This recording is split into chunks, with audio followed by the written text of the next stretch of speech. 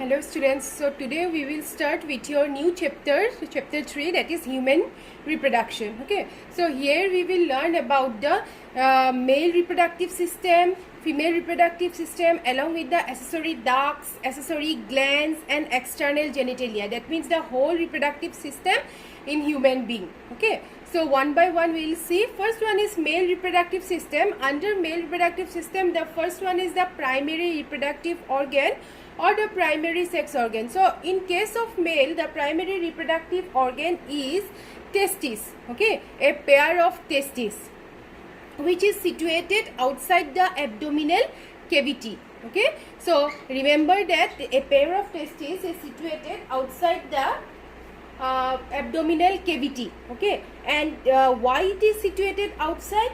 So remember, in order to maintain the temperature, because for the formation of sperm or the male gamete, the body temperature is little high. So in order to lower down, it is situated outside the abdominal cavity. So both the testes are present within a pouch-like structure. Okay, within a bag-like structure, and that pouch is known as scrotum.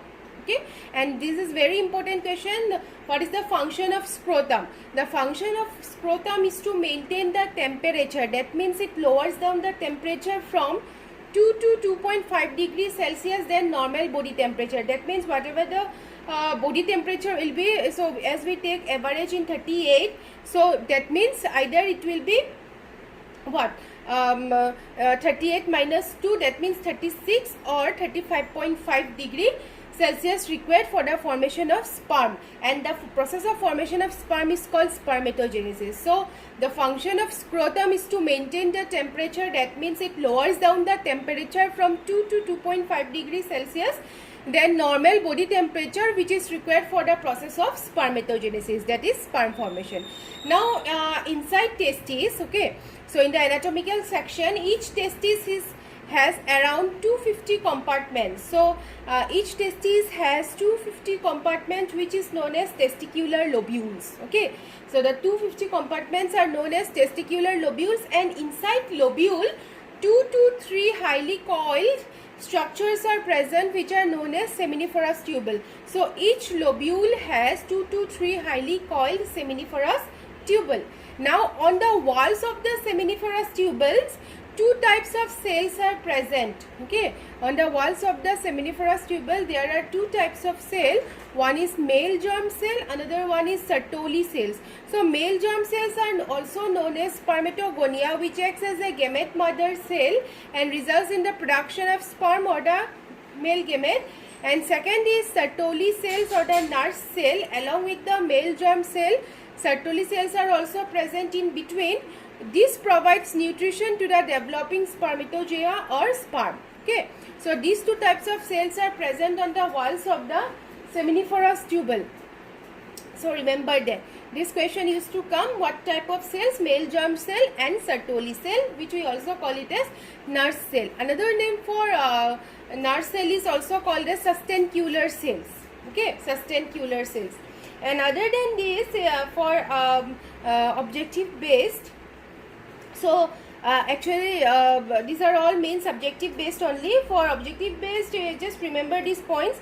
Testis descends down in the scrotal sac. Okay, testis descends down in the scrotal sac when the baby is about 7 months old. Okay, which occurs under some hormones like testosterone, follicular stimulating hormone. So if the testis descent fails, if the testis fails to descend, then it is that disorder is known as cryptokidism.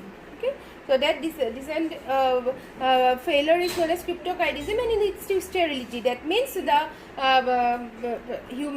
means that particular person will be unable to help in reproduction. Okay, so this is about the structure of testes. Now next, see in diagrammatic view I have given that is the testis situated within a pouch called scrotum. Inside the testis around 250 compartments called testicular lobules. Then one lobule, inside lobule, 2 to 3 highly coiled seminiferous tubule. Next, that is on the walls of seminiferous tubule. Two types of cells are present. One is male germ cell or spermatogonia. Another one is Sertoli cells or nurse cell.